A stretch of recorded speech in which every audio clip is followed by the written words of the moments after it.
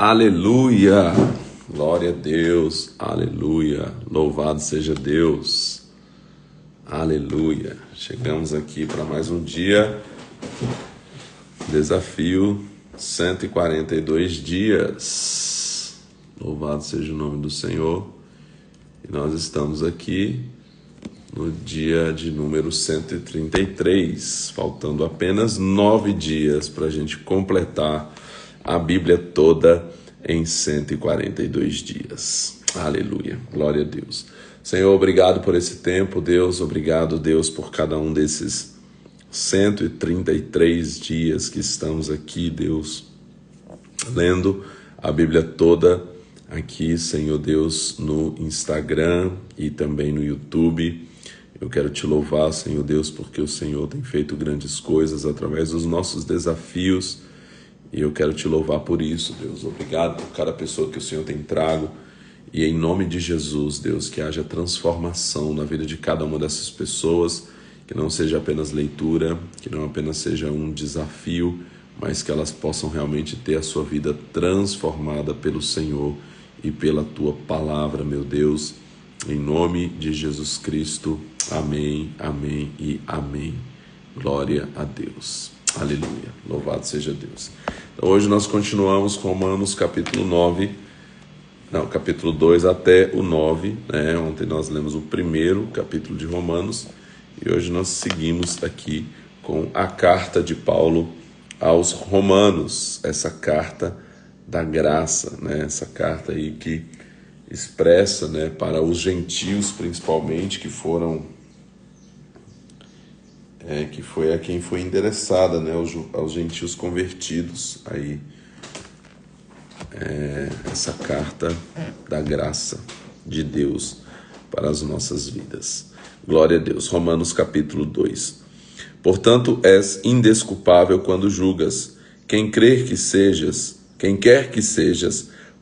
julgas quem quer que sejas, pois te condenas a ti mesmo naquilo em que julgas, porque tu que julgas fazes o mesmo. Bem sabemos que o juízo de Deus é segundo a verdade sobre os que tais coisas fazem. Tu, ó homem, que julgas aos que fazem tais coisas, pensas que, fazendo-as tu, escaparás do juízo de Deus? Ou desprezas tu as riquezas da sua bondade, tolerância e paciência, ignorando que a bondade de Deus te leva ao arrependimento?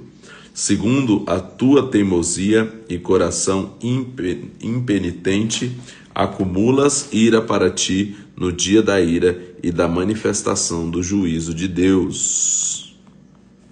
Destacar aqui que a bondade de Deus que leva ao arrependimento. Deus recompensará a cada um segundo as suas obras, dará a vida eterna aos que, com perseverança em fazer o bem, procuram glória, honra e incorrupção, mas indignação e ira aos que são contenciosos, desobedientes à verdade e obedientes à iniquidade, tribulação e angústia sobre toda a alma do homem que obra o mal, em primeiro lugar do judeu, depois do grego, mas glória, honra e paz a qualquer que pratica o bem, em primeiro lugar do judeu, depois do grego. Pois para com Deus não há acepção de pessoas. Todos os que sem lei pecaram, sem a lei também perecerão. E todos os que sob a lei pecaram, pela lei serão julgados. Pois os que ouvem a lei não são justos diante de Deus, mas os que praticam a lei hão de ser justificados. Quando os gentios que não têm lei fazem naturalmente as coisas que são da lei, não tendo eles lei, para si mesmos são lei. Eles mostram que as exigências da lei estão gravadas em seu coração, testificando juntamente a sua consciência e os seus pensamentos que, quer acusando-os, quer defendendo-os.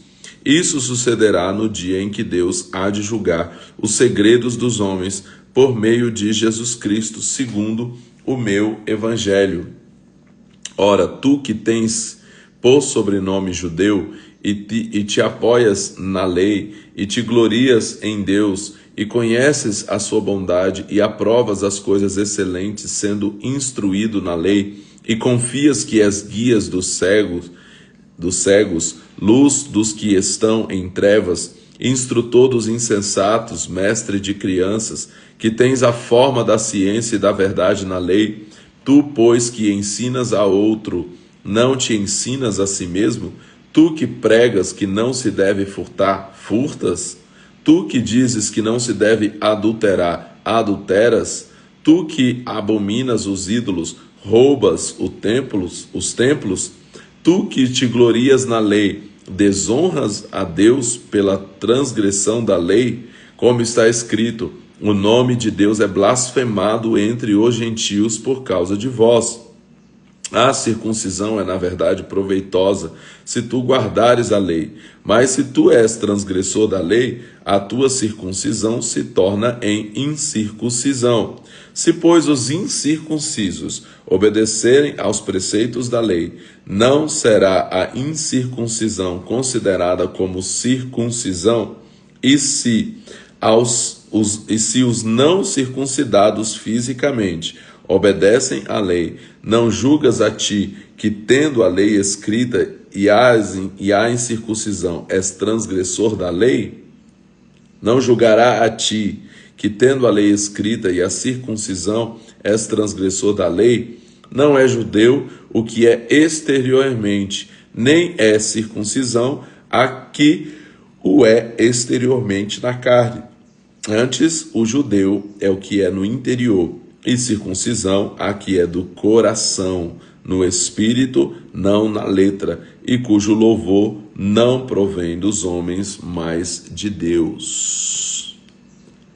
Então aqui Paulo mais uma vez se posiciona sobre o que é, na verdade, ser, um seguidor de Deus, um filho de Deus.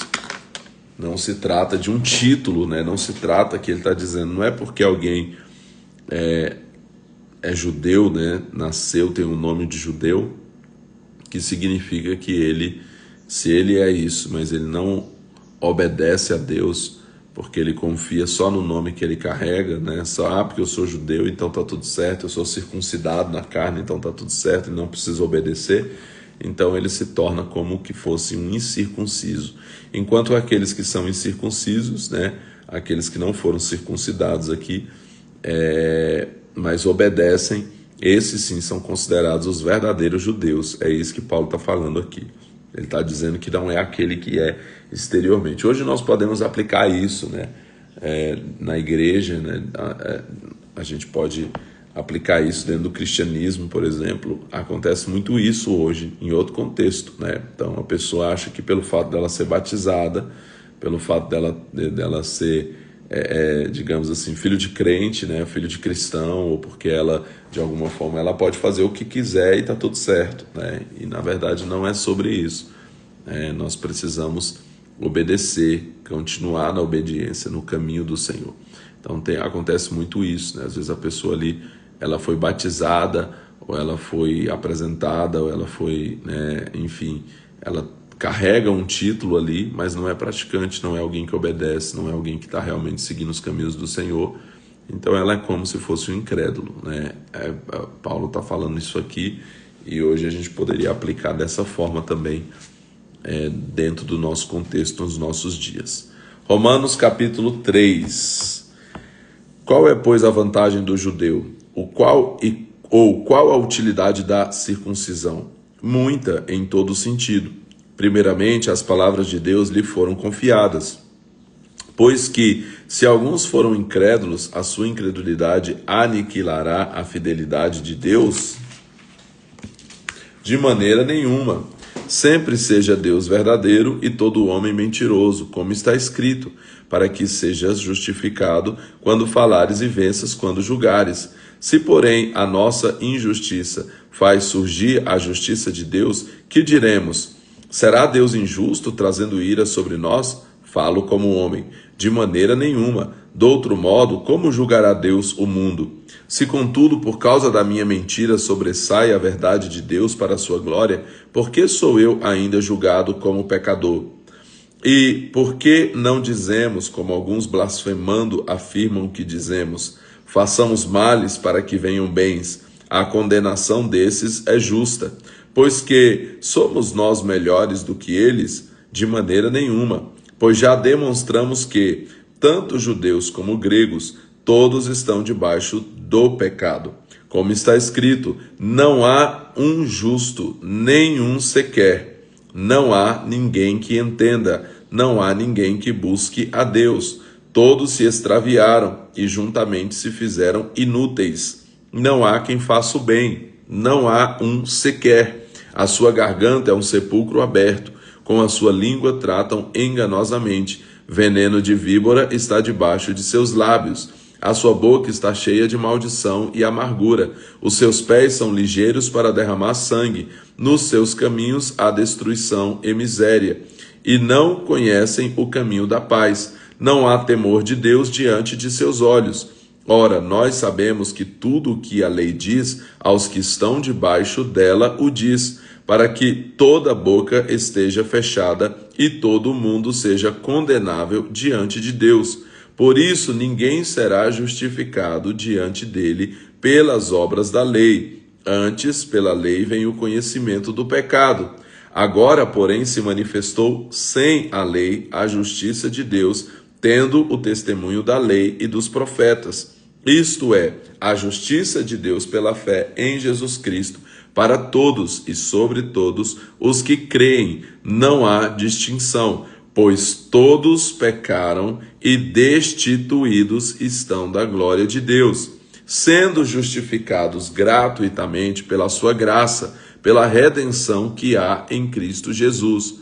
Deus o propôs para propiciação pela fé no seu sangue, para demonstrar a sua justiça pela remissão dos pecados dantes cometidos sob a tolerância de Deus, para a demonstração da sua justiça neste tempo presente, para que ele seja justo e justificador daquele que tem fé em Jesus. Onde, pois, está a vanglória? É excluída. Por qual princípio? No da obediência à lei? Não, mas pelo princípio da fé. Concluímos, pois, que o homem é justificado pela fé, sem as obras da lei. Deus é Deus somente dos judeus? Não o é também dos gentios?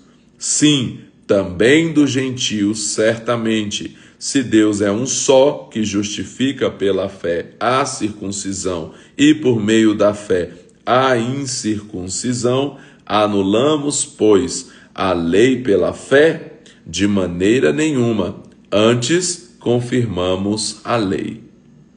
Romanos capítulo 4. Que diremos, pois, ter alcançado Abraão, nosso pai, segundo a carne? Se de fato Abraão foi justificado pelas obras, tem de que se gloriar, mas não diante de Deus. O que diz a Escritura?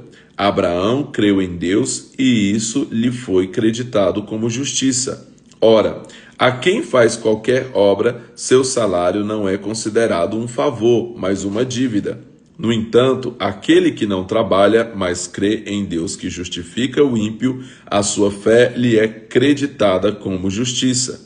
Assim também Davi declara: bem-aventurado o homem a quem Deus credita a justiça sem as obras, dizendo: bem-aventurados aqueles cujas maldades são perdoadas e cujos pecados são cobertos. Bem-aventurado o homem a quem o Senhor não credita o pecado. Vem essa bem-aventurança sobre a circuncisão somente ou também sobre a incircuncisão? Dizemos que a fé foi creditada a Abraão para a justiça. Como lhe foi imputada? Estando na circuncisão ou na incircuncisão? Não há circuncisão, não na circuncisão, mas na incircuncisão. E ele recebeu o sinal da circuncisão, selo da justiça da fé, quando estava na incircuncisão, para que fosse pai de todos os que creem, estando eles também na incircuncisão, a fim de que a justiça lhe seja imputada. E ele é também o pai da circuncisão, daqueles que não somente são da circuncisão, mas que também andam nas pisadas daquela fé que teve nosso pai Abraão antes de ser circuncidado. A promessa de que havia de ser herdeiro do mundo não foi feita pela lei a Abraão ou à sua posteridade, mas pela justiça da fé. Pois se os que são da lei são herdeiros, logo a fé é vã e a promessa é aniquilada. Porque a lei opera a ira, e onde não há lei, não há transgressão.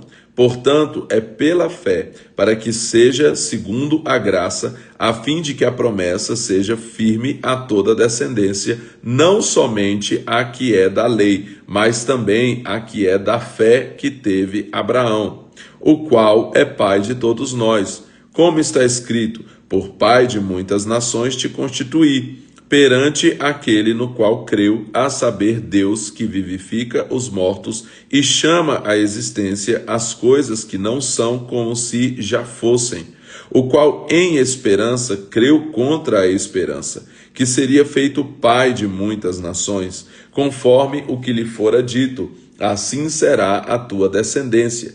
Sem enfraquecer na fé, não atentou para o seu próprio corpo sem vitalidade, pois era já de quase 100 anos, tampouco para a falta de vigor do ventre de Sara.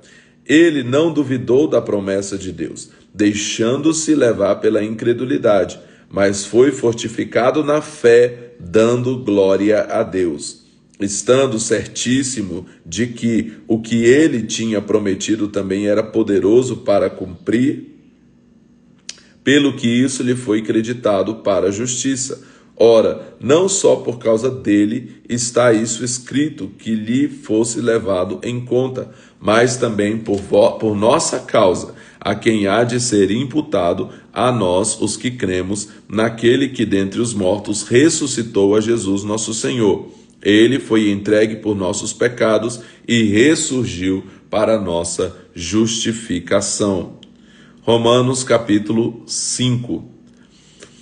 Sendo, pois, justificados pela fé, temos paz com Deus, por meio do nosso Senhor Jesus Cristo, mediante quem obtivemos acesso pela fé a esta graça, na qual estamos firmes e nos gloriamos na esperança da glória de Deus. Não somente isso, mas também nos gloriamos nas tribulações, sabendo que a tribulação produz perseverança, e a perseverança, experiência, e a experiência, esperança. Ora, a esperança não traz confusão, porque o amor de Deus está derramado em nosso coração pelo Espírito Santo que nos foi dado. Porque Cristo, estando nós ainda fracos, morreu a seu tempo pelos ímpios. Dificilmente morrerá alguém por um justo, embora alguém possa se animar a morrer pelo bom. Mas Deus prova o seu amor para conosco pelo fato de que Cristo morreu por nós, sendo nós ainda pecadores. Muito mais agora que fomos justificados pelo seu sangue, seremos por ele salvos da ira. Pois se nós, quando éramos inimigos, fomos reconciliados com Deus pela morte de seu Filho, muito mais, estando já reconciliados, seremos salvos pela sua vida. Não somente isso, mas também nos gloriamos em Deus por nosso Senhor Jesus Cristo, por intermédio de quem agora alcançamos a reconciliação. Pelo que, como por um homem entrou o pecado no mundo, e pelo pecado a morte, assim também a morte passou a todos os homens, porque todos pecaram. Pois antes da lei estava o pecado no mundo, mas, não havendo lei, o pecado não é creditado. No entanto, a morte reinou desde Adão até Moisés, mesmo sobre aqueles que não pecaram, à semelhança da transgressão de Adão, que é a figura daquele que havia de vir. Não é, porém, o dom gratuito como a ofensa, afirmando, Não é, porém, o dom gratuito como a ofensa, pois se pela ofensa de um só morreram muitos, muito mais a graça de Deus, isso é, o dom pela graça de um só homem, Jesus Cristo, abundou para muitos. Muito forte isso, né? Se por um homem só o pecado abundou, a morte abundou, muito mais aí pela obediência de Jesus, a graça de Deus vem, para muitos. Verso 16: o dom não é como a ofensa de um só que pecou. O juízo veio de uma só ofensa, na verdade para condenação, mas o dom gratuito veio de muitas ofensas para a justificação. Pois se pela ofensa de um só homem a morte reinou por esse, muito mais os que recebem a abundância da graça e o dom da justiça reinarão em vida por um só, Jesus Cristo. Pois assim como por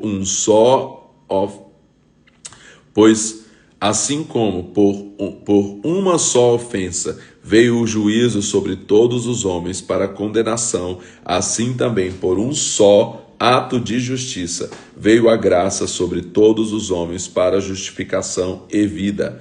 Pois como pela desobediência de um só homem muitos foram feitos pecadores, assim pela obediência de muitos serão, repetindo, 19, pois como pela obediência de um só homem muitos foram feitos pecadores, assim pela obediência de muitos serão feitos justos. Veio, porém, a lei para que a ofensa abundasse, mas onde o pecado abundou, superabundou a graça, para que, assim como o pecado reinou pela morte, também a graça reinasse pela justiça para a vida eterna, mediante Jesus Cristo, nosso Senhor. Aleluia, glória a Deus. Romanos capítulo 6. Que diremos, pois? Permaneceremos no pecado para que a graça aumente? De modo nenhum. Nós que estamos mortos para o pecado, como viveremos ainda nele? Ou não sabeis que todos quanto fomos batizados em Cristo Jesus, fomos batizados na sua morte? De sorte que fomos sepultados com ele pelo batismo na morte, para que, como Cristo ressurgiu dentre os mortos pela glória do Pai, assim andemos nós também em novidade de vida. Se fomos plantados com ele na semelhança da sua morte, também o seremos da sua ressurreição. Pois sabemos isso, que o nosso velho homem foi com ele crucificado, para que o corpo do pecado seja desfeito, a fim de não servirmos mais ao pecado. Porque aquele que está morto está justificado do pecado. Ora, se já morremos com Cristo, cremos que também com ele viveremos. Pois sabemos que, havendo Cristo ressurgido dentre os mortos, já não morre, a morte não mais tem domínio sobre ele. Pois, quanto a ter morrido de uma vez morreu para o pecado, mas quanto a viver, vive para Deus. Assim também vós vos considerai como mortos para o pecado, mas vivos para Deus em Cristo Jesus, o nosso Senhor. Não reine, portanto, o pecado em vosso corpo mortal, para lhe obedecerdes aos seus desejos.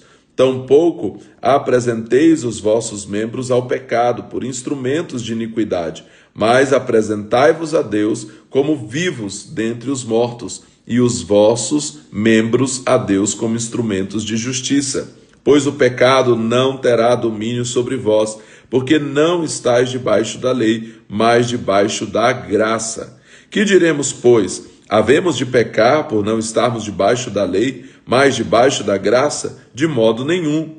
Não sabeis vós que sois servos daquele a quem vos oferecerdes para lhe obedecer? Ou do pecado para a morte, ou da obediência para a justiça?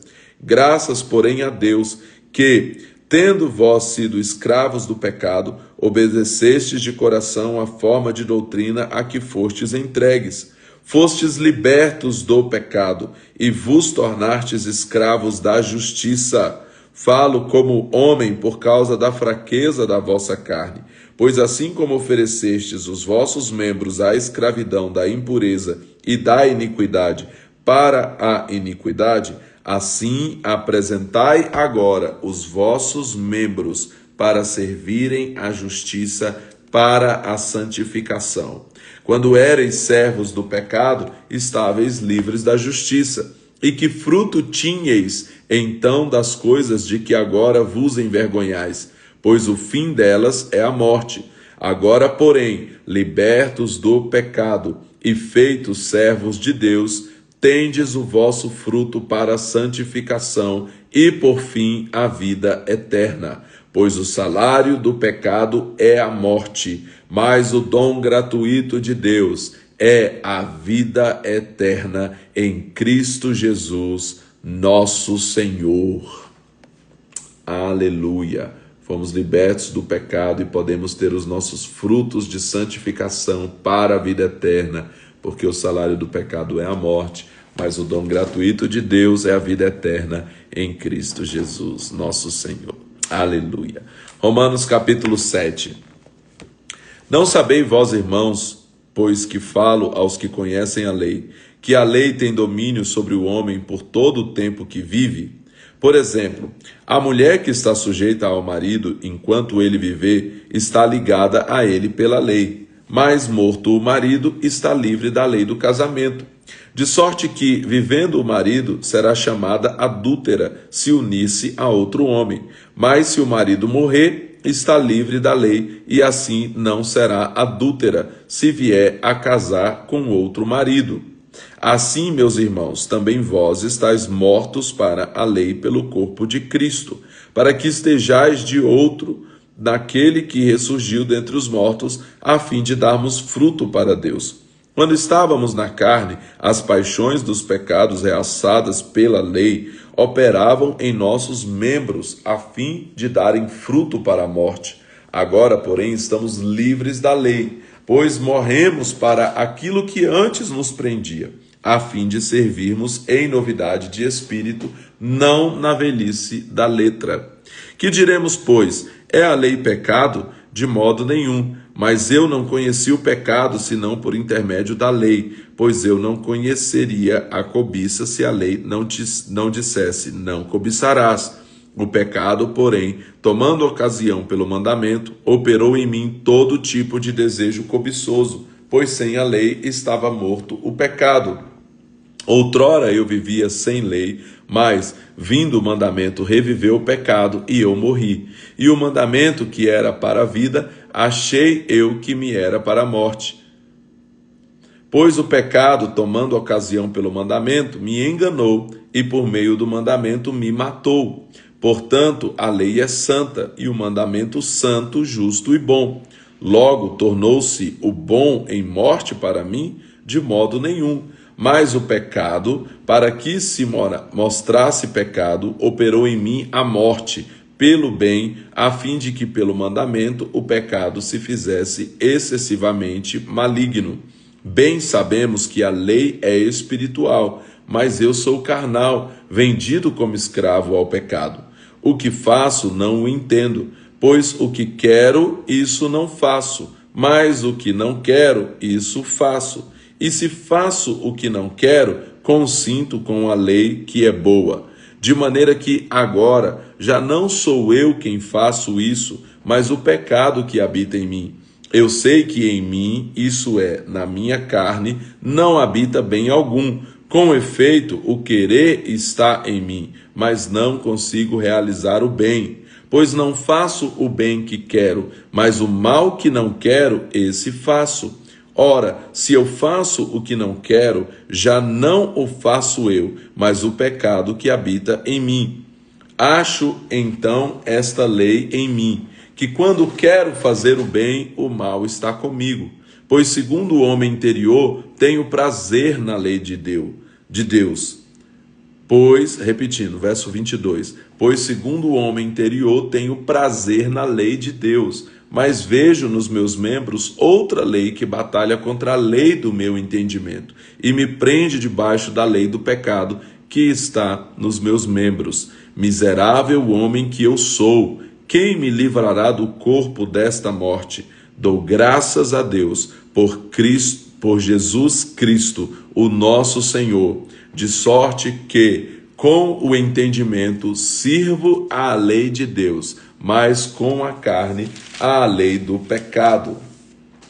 Então, Paulo aqui, né, ele mostra, né, o desafio que é, porque ele, né, entende que ele quer obedecer a Deus, ele quer obedecer à lei de Deus, o homem interior dele que nasceu de novo ali, o Filho de Deus, o Espírito, né, quer obedecer, quer santificar, mas a carne deseja, cobiça aquilo que é ruim, quer fazer o mal, né, e acaba às vezes vacilando. Então ele está aqui nesse dilema, mostrando essa guerra constante entre espírito e entre a carne, né, o espírito e a carne. Depois ele fala em outro momento sobre essa guerra. Na verdade a gente já leu, né, Gálatas, quando ele fala sobre isso, a guerra entre espírito e carne aí que existe batalhando dentro de cada um de nós, né? Aquele que não nasceu de novo, ele não tem isso, né? Ele tá ali vivendo o pecado e está tudo bem, ele não se sente mal por isso, está tudo ok. Mas aquele que nasceu de novo, aquele que tem Deus, aquele que né, ele não consegue se sentir confortável, né, no pecado, ele tá ali nessa guerra de dizer: eu não quero fazer, né, o mal, e o mal que eu quero fazer eu acabo fazendo, que eu não quero fazer eu acabo fazendo, e por isso vem o arrependimento, né, porque o próprio Espírito Santo nos leva a esse arrependimento. Então a gente vive realmente essa guerra que existe entre espírito e carne. Romanos capítulo 8, né, famoso capítulo 8 de Romanos, aí bem conhecido. Portanto, agora nenhuma condenação há para os que estão em Cristo Jesus, que não andam segundo a carne, mas segundo o Espírito. Porque a lei do Espírito de vida em Cristo Jesus livrou-me da lei do pecado e da morte. Pois o que era impossível à lei, visto que estava enferma pela carne, Deus o fez, enviando o seu Filho em semelhança do homem pecador, como oferta pelo pecado. Dessa forma, condenou o pecado na carne, para que as justas exigências da lei se cumprissem em nós, que não andamos segundo a carne, mas segundo o Espírito. Os que vivem segundo a carne inclinam-se para as coisas da carne, mas os que vivem segundo o Espírito, para as coisas do Espírito. A inclinação da carne é morte, mas a inclinação do Espírito é vida e paz. A inclinação da carne é inimizade contra Deus, pois não é sujeita à lei de Deus, nem em verdade o pode ser. Portanto, os que estão na carne não podem agradar a Deus. Vós, porém, não estáis na carne, mas no Espírito, se é que o Espírito de Deus habita em vós. Mas se alguém não tem o Espírito de Cristo, esse tal não é dele. Se Cristo, porém, está em vós, o corpo, na verdade, está morto por causa do pecado, mas o Espírito vive por causa da justiça. Se o Espírito daquele que dentre os mortos ressuscitou Jesus habita em vós, aquele que dentre os mortos ressuscitou Cristo Jesus vivificará também os vossos corpos mortais, pelo seu Espírito que em vós habita. De maneira que, irmãos, somos devedores não à carne para viver segundo a carne, pois se viverdes segundo a carne, morrereis, mas se pelo Espírito mortificardes as obras do corpo, vivereis. Porque todos os que são guiados pelo Espírito de Deus são filhos de Deus. Pois não recebestes o espírito de escravidão para outra vez estardes em temor, mas recebestes o espírito de adoção, pelo qual clamamos: Abba, Pai. O mesmo Espírito testifica com o nosso espírito que somos filhos de Deus. Se nós somos filhos, logo somos também herdeiros, herdeiros de Deus e co-herdeiros de Cristo. Se é certo que com ele padecemos, para que também com ele sejamos glorificados. Estou certo de que as aflições deste tempo presente não se podem comparar com a glória que em nós há de ser revelada. A ardente expectativa da criação aguarda a revelação dos filhos de Deus, pois a criação ficou sujeita à vaidade, não por sua vontade, mas por causa daquele que a sujeitou, na esperança de que também a própria criação será liberta do cativeiro da corrupção para a liberdade da glória dos filhos de Deus. Sabemos que toda a criação geme, como se estivesse com dores de parto até agora.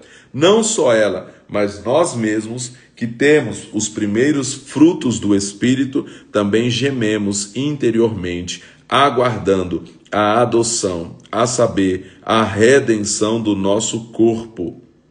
Pois nessa esperança somos salvos, mas a esperança que se vê não é esperança. Quem espera por algo que já tem? Se, porém, esperamos o que não vemos, com perseverança o aguardamos. Da mesma maneira, o Espírito nos ajuda em nossas fraquezas. Não sabemos o que havemos de pedir como convém, mas o mesmo Espírito intercede por nós com gemidos inexprimíveis. E aquele que examina os corações sabe qual é a intenção do Espírito, porque segundo a vontade de Deus é que intercede pelos santos. 28. Romanos 8, 28. Sabemos que todas as coisas cooperam para o bem daqueles que amam a Deus, daqueles que são chamados segundo o seu propósito, pois os que dantes conheceu, também os predestinou para serem conformes à imagem de seu Filho, a fim de que ele seja o primogênito entre muitos irmãos.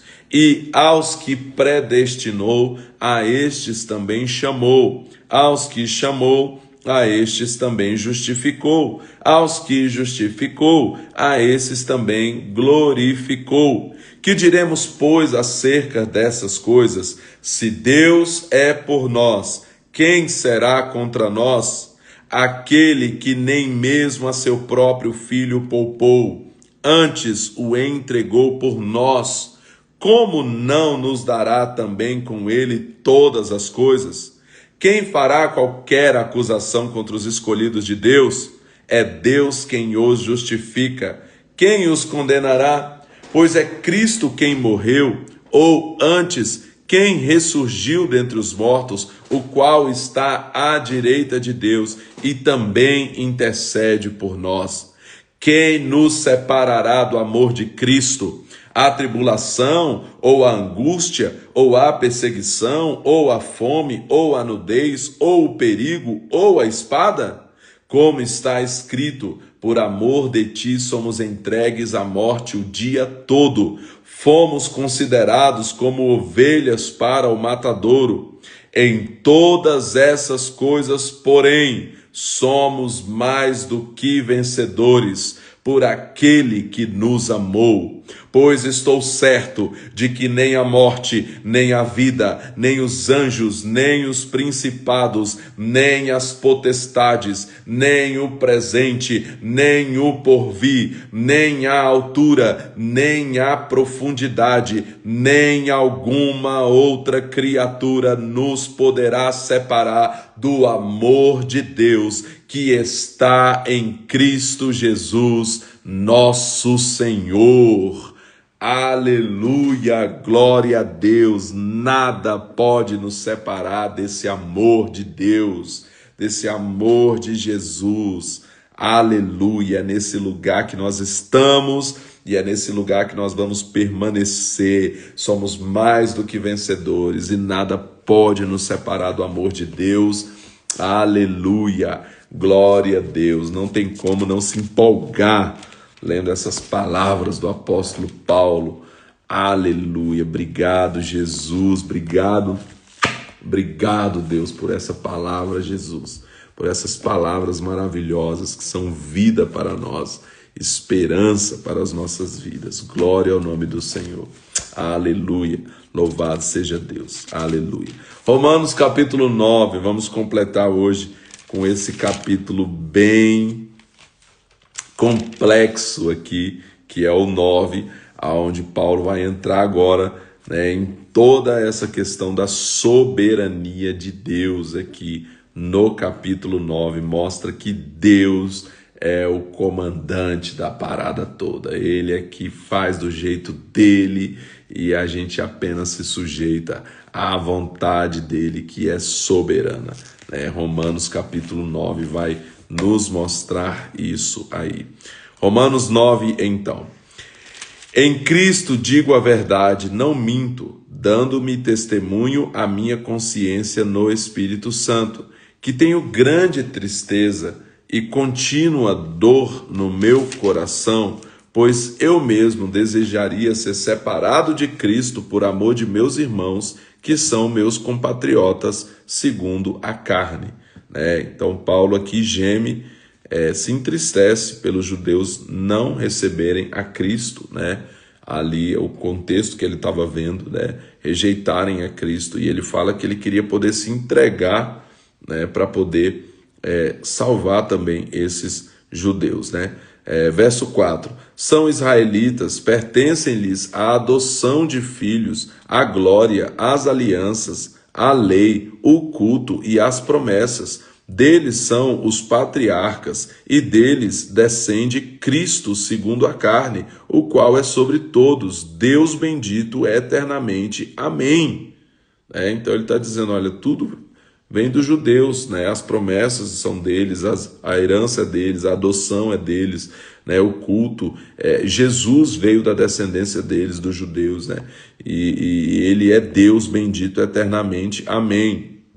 Verso 6, não que a palavra de Deus tenha falhado, pois nem todos os que são de Israel são israelitas. Não é por serem descendência de Abraão que são todos seus filhos, pelo contrário, em Isaque será chamada a tua descendência. E ele volta nessa questão, Abraão não teve somente Isaque, Abraão também teve uma outra descendência que veio por meio de Ismael e que não é considerado filho aqui da promessa. Os filhos da promessa são os descendentes de Isaque, Então ele está dizendo aqui, não é só ser filho de Abraão, é mais do que isso. Verso 8, isso não são os filhos da carne que são filhos de Deus, mas os filhos da promessa são contados como descendência de Abraão, pois a palavra da promessa é essa, por esse tempo virei e Sara terá um filho. Não somente esta, mas também Rebeca, quando concebeu, de um só, Isaque, nosso pai. Contudo, não tendo eles ainda nascido, nem tendo feito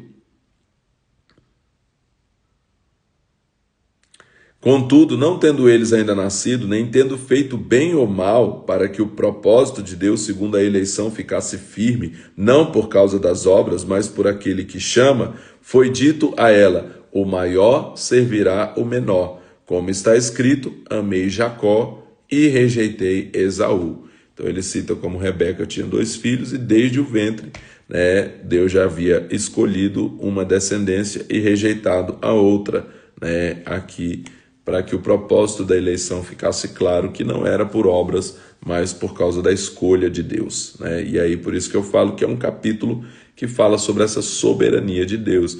Ele amou Jacó e rejeitou Esaú. Ele é Deus e ele faz do jeito dele. E quem é a gente, como um barro para questionar o oleiro? Paulo vai citar isso aqui, logo ele vai falar disso. Verso 14, que diremos, pois, a injustiça da parte de Deus? De maneira nenhuma, pois ele diz a Moisés, terei compaixão de quem eu quiser e terei misericórdia de quem eu tiver misericórdia. Assim, pois, não depende do desejo ou do esforço humano, mas de Deus que se compadece.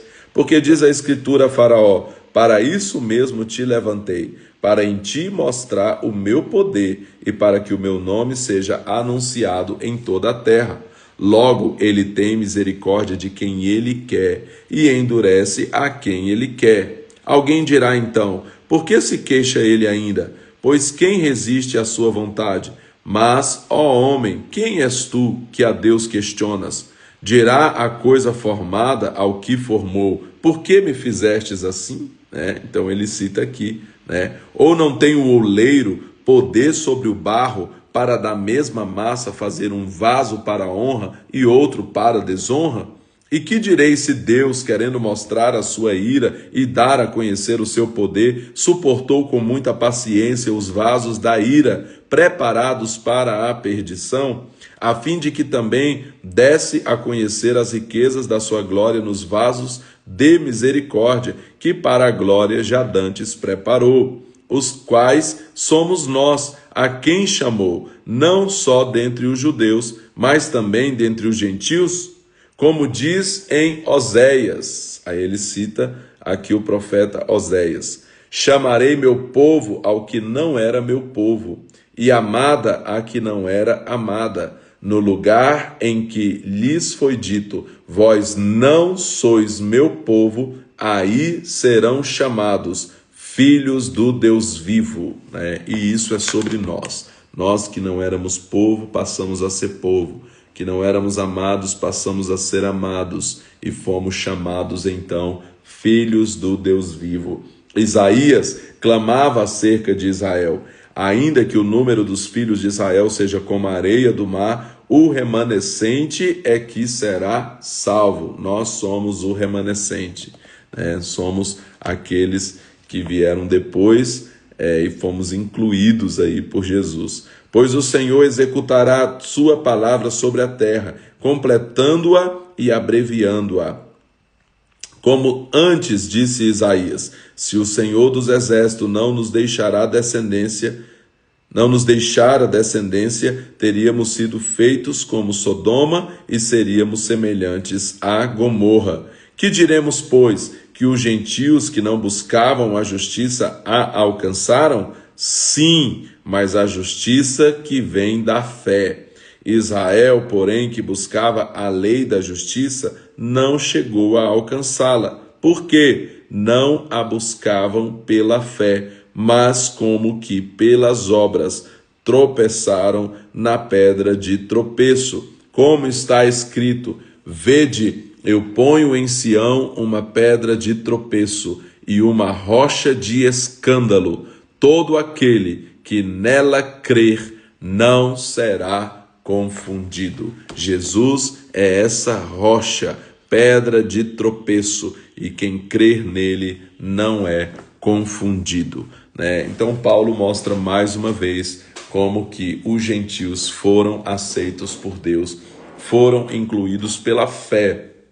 E mais uma vez ele reforça, porque existia aquela arrogância, aquela soberba dos judeus que acharem que porque eles estavam ali obedecendo a lei, seguindo os mandamentos, era por isso que eles eram os top, os amados de Deus, os queridos de Deus. E aí Paulo vem mostrando que não é isso. A lei, ela tem um propósito de nos guardar, de nos proteger, de nos guiar, mas não é a lei que faz a gente ser amado, não é a lei que faz Deus nos escolher, não é pelo nosso mérito, pela nossa justiça. Olha o tanto que eu sou obediente, então eu posso ser salvo. Não, Paulo vem reforçando isso, dizendo: olha, não é pela lei que vocês se tornam justos, vocês se tornam justos pela fé, quando vocês creem, quando vocês aceitam pela fé e decidem crer que é Jesus quem nos justifica, que é Ele, que se não fosse Ele nós estaríamos todos perdidos, e nós colocamos a nossa confiança nele, nessa pedra de esquina, que é essa pedra de tropeço, essa rocha de escândalo, e quem crer nele não é confundido. Então é pela fé que nós somos justificados. A obra, ela vem depois. Quando formos justificados, então nós vamos andar, procurar obedecer, mas não achando que se eu obedecer eu sou amado, se eu não obedecer eu não sou. Se eu obedecer, Deus me quer, se eu não, eu sou comprado pelo sangue, lavado pelo sangue de Jesus, perdoado dos meus pecados, e por isso eu sou filho. E aí eu quero obedecer a Deus, eu quero obedecer os seus princípios, eu quero obedecer a lei do Senhor que está gravada, porque na nova aliança ela fica gravada dentro de nós pelo Espírito Santo, Então eu quero andar nessa lei, mas não é isso que me me faz, não é pela minha obra, pelo meu esforço que eu me torno filho. Eu me torno filho por causa de Jesus. Jesus, né, se colocou nesse lugar para que aquele que não era povo se tornasse povo. Ali serão chamados filhos do Deus vivo. Somos filhos porque Ele nos amou, nos aceitou, morreu por nós e nos fez filhos. E tem aqueles que não são, né, que não são filhos, que está aqui, né, dizendo o texto: amei a Jacó, rejeitei Esaú. Deus tem essas coisas, né? Provérbios, tem um texto de Provérbios que diz que o Senhor faz tudo com propósito, lá em Provérbios 16, o Senhor faz tudo com propósito, até o ímpio para o dia do castigo. Então, Deus é soberano, né? Ele tem misericórdia de quem Ele quer ter misericórdia.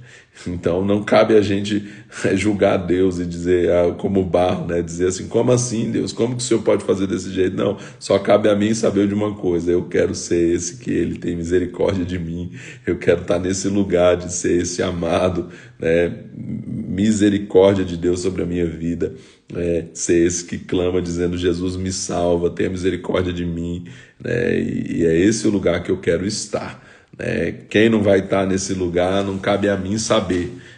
Cabe a mim saber que o meu lugar é esse, de filho amado de Deus, e também cabe a mim levar o máximo de pessoas a esse lugar também, né? Porque ninguém vem com uma estrela, né? Ninguém vem com uma gravação assim, ó, esse aqui não é vaso de desonra, esse aqui não vai ser salvo, esse aqui não tem escrito isso, né? Não dá, a gente não sabe. Então cabe a nós apenas anunciar o amor de Deus, e aqueles que Deus quiser salvar, Ele vai salvar, e aqueles que Ele quiser ter misericórdia, Ele vai ter misericórdia, né? E que a gente possa ver esses frutos aí, né? Em nome de Jesus. Amém? É isso. Amanhã nós continuamos então com Romanos, né? Que esse livro incrível. Romanos é muito profundo, né? A gente está lendo aqui, lendo, né, o texto de Romanos, lendo a Bíblia toda, mas realmente eu vou ter que ler de novo, né, o livro de Romanos, e depois eu vou ter que ler de novo, e vou ter que ler de novo, então eu vou ter que ler de novo, até que Jesus venha, né, assim com toda a Bíblia. E é assim, né? Quanto mais você lê, mais você vai compreendendo algumas coisas e vão ficando claras para você, mas é muito profundo aqui, né? Então vale a pena a gente realmente gastar mais tempo e pesquisar mais e ler mais a respeito de Romanos também. Nós fizemos um desafio só sobre Romanos e Hebreus, eu falei. Então é muito precioso aqui esses escritos do apóstolo Paulo aos Romanos. É um tratado sobre a soberania, sobre a graça de Deus, sobre esse Deus que escolheu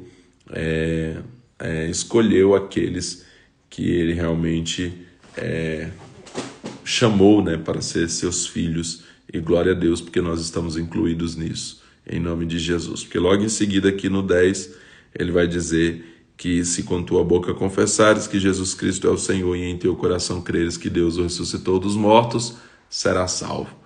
Então, quando você realmente confessa Jesus, quando você realmente crê em Jesus, você é incluído nesse amor aqui, você se torna também um filho. Glória a Deus por isso. Amanhã nós continuamos então Romanos capítulo 10. Deus abençoe a sua vida e até amanhã em nome de Jesus.